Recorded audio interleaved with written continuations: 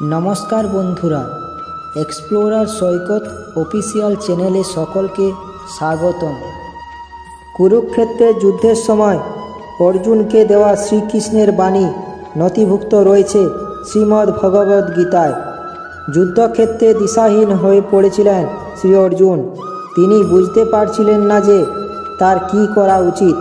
সেই সময় শ্রীকৃষ্ণ তাকে সঠিক পথ দেখিয়েছিলেন, তাকে কর্মের পথে নিয়ে গিয়েছিলেন।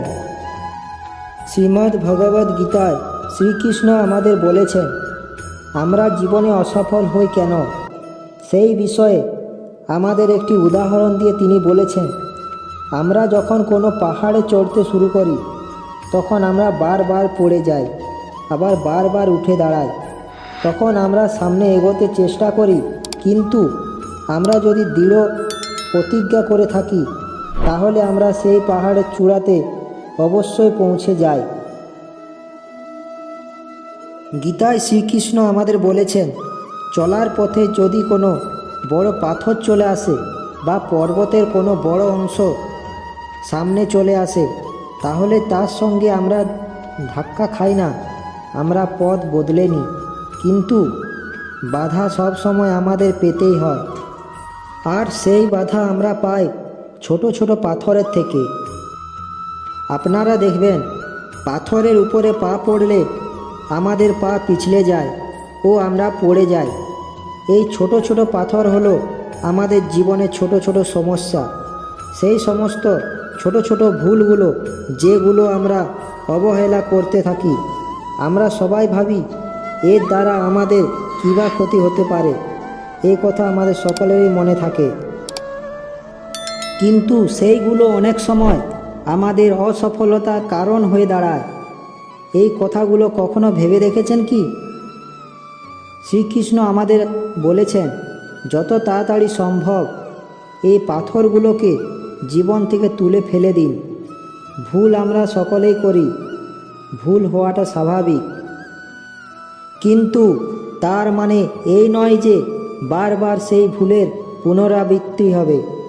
তাই সকলে সেই ভুলগুলোকে বুঝুন ও তাকে শুধরে নেওয়ার চেষ্টা করুন। যখন আপনি এইগুলো করতে পারবেন তখন খুব তাড়াতাড়ি পাহাড়ের শীর্ষে পৌঁছে সকলে অবশ্যই যাবেন। তখন ঈশ্বরকে সকলে ধন্যবাদ অবশ্যই জানাবেন ও তাকে স্মরণ অবশ্যই করবেন। এরপর শ্রীকৃষ্ণ আরও একটি উদাহরণ দিয়ে বলেছেন যে আমরা অসফল হলে সবাই ভাগ্যকেই দোষ দিই, বলি ভাগ্যে ছিল না তাই এই কাজটি করতে পারলাম না ইত্যাদি। এই রকম কথা সকলেই বলি। শ্রীকৃষ্ণ আমাদের আরও একটি উদাহরণ দিয়ে বলেছেন আমরা সকলেই আম গাছকে জানি। আমরা যখন গাছটি লাগাই তখন আমরা গাছটির সেবা করে থাকি, তার কারণ গাছে আম ধরবে তাই। কিন্তু আম তো সারা বছর ধরে না, সঠিক সময় আসলে তবেই ফল ধরে।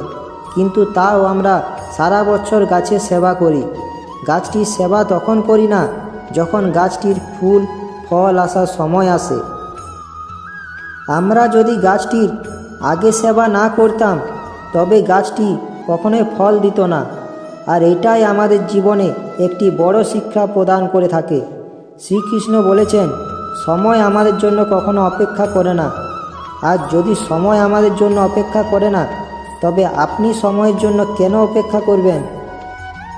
যদি আমরা ভালো সময়ের জন্য অপেক্ষা করতে থাকি তবে আমরা কখনো সফল হতে পারবো না। সফল আমরা তখনই হতে পারবো যখন আমরা কর্ম করব। আশা করি শ্রীকৃষ্ণের বাণীটি শুনে আপনাদের ভালো লেগে থাকবে।